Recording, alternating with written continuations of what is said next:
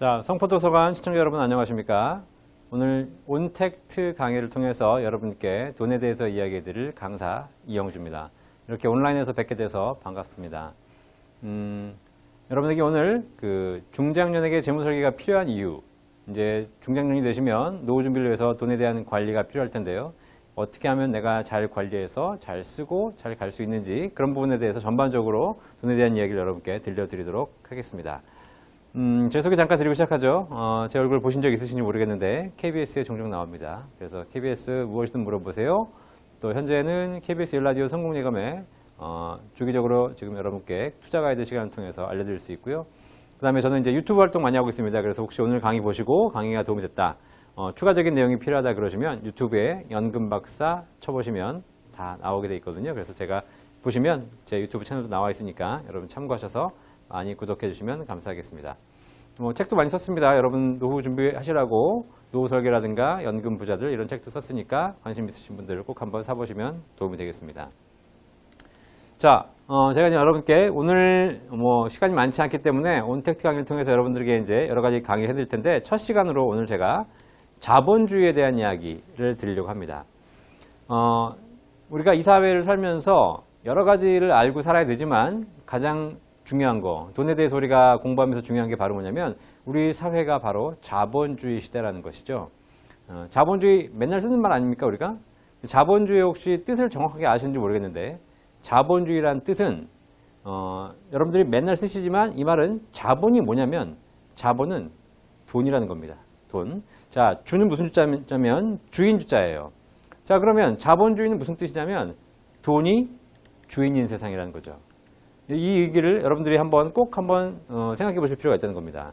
자본주의는 돈이 주인인 세상, 조금 더 나가서 얘기하면 돈 가진 사람이 주인인 세상, 조금 더 심하게 얘기하면 돈으로 모든 것을 할 수 있는 세상입니다.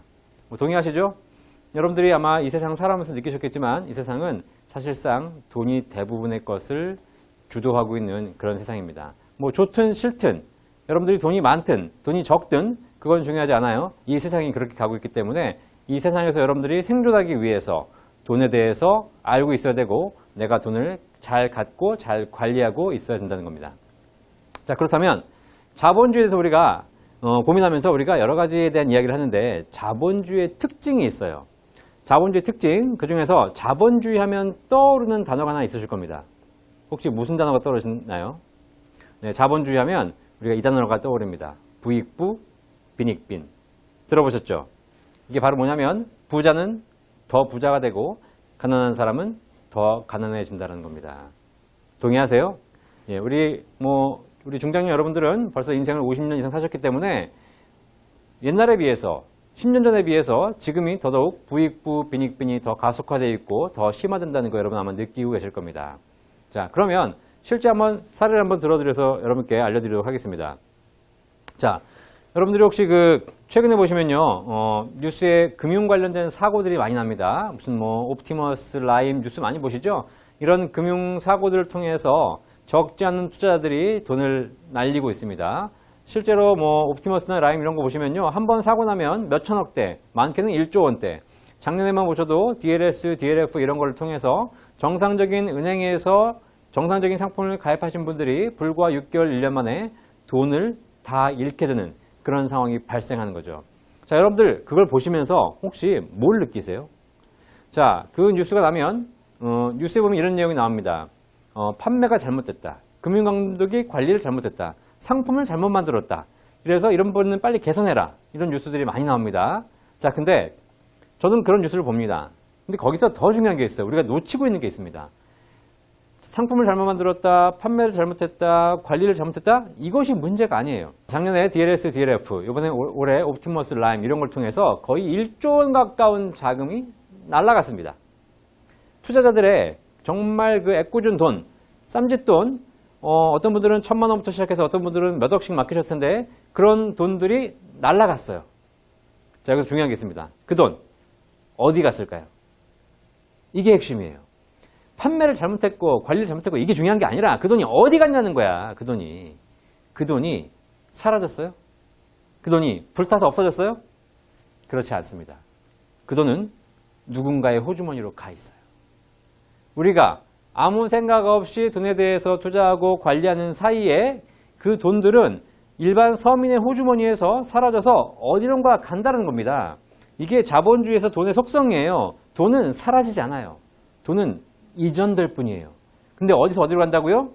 빈자에게서 부자에게로, 서민에게서 부자에게로 점점 더 이전되고 있다는 거예요.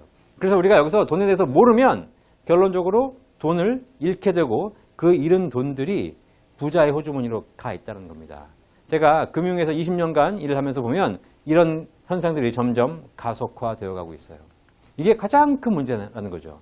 자, 결국은 부익부 빈익빈이 가속화되고 있습니다. 부자는 더 부자가 되고 빈자는 더 가난해져요. 자, 그럼 여기서 제가 질문 드리겠습니다. 왜 가난한 사람이 더 가난해질까? 여기에 대한 답을 여러분이 명확하게 아셔야 돼요. 제가 이걸 질문 드리면 많은 분들이 이렇게 얘기하세요. 가난한 사람이 더 가난해지는 이유가 뭐 월급이 안 올라서, 물가가 올라서, 뭐 소비가 늘어나서 여러 가지 이야기 하십니다. 자, 맞아요. 그렇기 때문에 실제로 가난한 사람은 더 가난해지고 부자는 부자가 되는 것처럼 보여요. 하지만 가난한 사람이 더 가난해지는 이유가 뭔지 아세요? 가난한 사람이 더 가난해지는 이유는, 그 핵심적인 이유는 바로 뭐냐? 부자가 되기 위해 노력하기 때문이라는 겁니다. 이 이야기를 해드리면 대부분의 우리 서민들이 이해하지 못하시는 거예요. 이걸 딱 듣고 이해하지 못했으면 여러분들은 이미 점점 더 가난해지는 빈익빈이 되고 있는 사람입니다. 제가 설명해 드릴게요. 왜 가난한 사람이 부자가 되려고 노력하기 때문에 더 가난해지는가? 그 부분에 대한 이야기를 제가 여러분께 해드리도록 하겠습니다. 자, 잘 보세요. 저는 애가 있어요. 자, 애가 이제 고등학생 애가 있는데 얘를 학원에 보내지 않습니다. 학원에. 우리나라 고등학생이면 대부분 다 학원 다니지 않습니까? 학원 다니면서 열심히 국영수 학원 다녀가지고 성적을 올려서 그걸로 대학 가려고 합니다. 중학교 1학년 올라가가지고요. 한 몇 년 전이죠. 초등학교 때 공부 잘했어요. 공부 잘해가지고 얘는 이 정도 되면 뭐 못해도 뭐 서울대 못 가도 웬만큼 대학은 가겠구나 이런 생각을 하면서 애를 가르쳤습니다. 자, 근데 애가 중학교에 올라가가지고 갑자기 수학시험을 처음 봤는데 수학시험을 60점 맞아가지고 온 거예요. 자, 아빠 입장에서 이제 애가 60점 수학을 맞아보니까 이게 이제 기분이 좋아요, 안 좋아요? 안 좋죠. 적어도 한 90점 맞을 줄 알았는데 60점 맞아가지고 온 겁니다. 애를 불러서 얘기합니다. 너 일로 와봐. 너 수학 왜 60점이니? 공부 제대로 안 해? 이래가지고 대학 가겠어? 너 인생이 뭐가 되려고 그래? 야단쳤어요. 그랬더니 걔가 아빠한테 이렇게 얘기하더라고요. 아빠, 제가 학원을 가고 싶어요.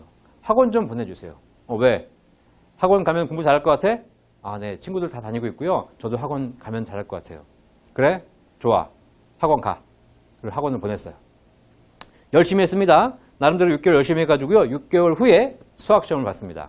그런데 60점 맞던 애가 6개월 학원 열심히 다니더니 그 다음에 수학이 80점 맞은 거예요. 60점 받던 애가 80점으로 올랐어요. 자, 우리 아버님, 어머님 기분이 어떠십니까? 우리 애가 성적이 올랐지 않습니까? 그죠? 여기서 수많은 학부모들이 어떻게 판단할까요? 수많은 학부모들이 이렇게 판단합니다. 학원을 보냈더니 애가 성적이 오르네? 얘를 이제 어떻게 해요? 계속 학원을 보내서 얘를 열심히 공부시켜야 되겠다. 이런 생각을 하면서 학원을 더 많이 보내기 시작합니다. 그렇죠? 자, 그런데 열심히 공부해서 80점 맞아온 애를 앞에 두고 얘기했어요. 너 학원 가지 마. 왜요? 성적 올랐잖아요. 더 열심히 하면 될 것 같아요. 가지 마. 네가 지금 여기서 더 열심히 해서 85점, 88점 맞을 수 있어. 하지만 너는 100점을 맞지 못할 것 같아. 맞을 수 있어? 쉽지 않을 것 같아요. 그치? 그럼 가지 마. 무슨 얘기를 했는지 아시겠습니까, 혹시? 자, 여러분 잘 생각해 보세요. 지금 중장년이 공부했던 30년 전에는요, 수학을 60점 맞으면, 70점 맞으면, 80점 맞으면 급에 따라서 가는 대학이 달라집니다. 100점 맞으면 좋은 대학 가고, 90점 맞으면 그 밑에 대학 가고, 80점 맞으면 그 밑에 대학 가요. 그리고 그렇지만 좀 못한 대학을 가도 나와서 취직할 곳이 있었고요. 자기의 또 상황에 맞춰서 자기가 일을 하고 거기서 돈을 벌어낼 수가 있었다는 거예요. 그런데 지금은 어떻죠? 여기서 자식 가르치는 부모가 있으시다면 꼭 한번 생각해 보세요. 자식이 수학을 60점 맞는 거하고 80점 아니면 90점 맞는 거하고 차이가 있어요, 없어요? 없어요. 정확하게 이 세상을 보셔야 돼요. 수학을 60점 맞는 거하고 90점 맞는 거 아무 차이가 없다니까요. 어차피 걔는 스카이를 못 가요. 스카이 가려면 몇 점 맞아야 돼? 스카이 가려면 100점 맞아야 돼요. 하나 틀리면 힘들어요. 아시겠죠? 지금 그런 세상입니다. 얘가 학원에 가가지고 95점, 97점을 맞아왔어. 그러면 학원을 더 보내겠어요. 왜? 얘를 조금 더 보내면 얘는 98, 99가 나오니까. 그러면 도전해볼 만 하잖아요.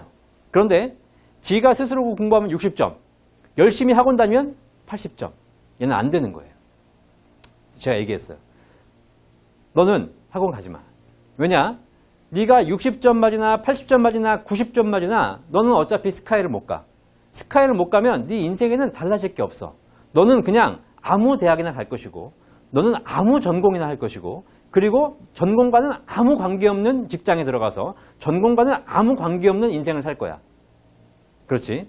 그게 이 세상이야. 자, 그런데 네가 학원을 가게 되면 어떤 일이 벌어지는지 아빠가 알려줄게. 네가 학원을 가면 네 인생은 변화가 없어. 거기서 거기야. 그런데 아빠는 너를 학원을 보내느라고 아빠는 가난해져. 빈익빈이 돼. 그런데 누가 부자가 돼? 학원 선생이 부자가 돼. 내가 이 짓을 왜 해야 하니?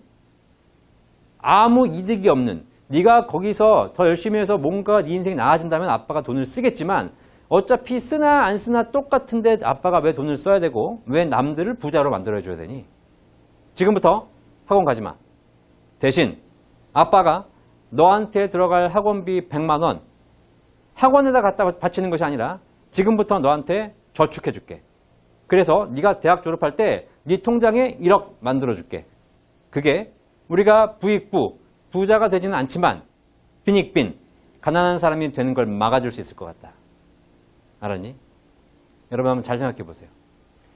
여러분들이 멋모르게 해왔던 수많은 지출과 수많은 투자와 수많은 저축이 과연 여러분을 부자로 만들었는지 아니면 다른 금융기관이나 다른 부자들, 다른 사람들을 부자로 만들었는지 우리가 아무 의미 없이 쓴 돈들이 결과적으로 여러분을 더 가난하게 만들었다는 거예요. 이게 바로 자본주의 사회의 특징이라는 겁니다. 지금 이 시간에도 수많은 돈들이 서민에게서, 빈자에게서 부자에게로 이전되고 있어요. 여러분도 모르는 사이에. 대표적인 게 여러분들이 은행 가서 저축하시는 거예요. 저축하시는 거. 여러분들이 2%, 1% 이자 받으려고 가는 은행에서 적금하는 그 수많은 돈들이 부자들은 그 돈 가지고 수배, 수십 배의 수익을 내고 있다는 거예요. 아시겠습니까? 이게 자본주의예요. 정신 차리세요. 아무 생각 없이 내 돈 가지고 그냥 하던 대로 하면 되겠지라고 생각하는 것이 여러분을 더 가난하게 만든다는 겁니다. 지금 이 사회는 개천에서 용이 나지 않는 사회예요. 여러분이 사시던 30년, 40년도에는 개천에서 용이 됐어요. 그렇기 때문에 조금 더 열심히 노력하면 이 개천을 벗어날 수 있었고 내가 용이 될 수 있었습니다. 하지만 지금은 개천에서 용이 안 돼요. 불가능해. 아시겠어요? 그런데 개천에서 어떻게 하면 용 되겠다고 여러분들이 열심히 노력하고 열심히 쓰는 모든 돈들이 여러분을 용으로 만들어준 것이 아니라 이미 용된 사람들만 부자로 만들어드리고 여러분은 개천에서 나락으로 떨어지는 지름길이 되어가고 있다는 거예요.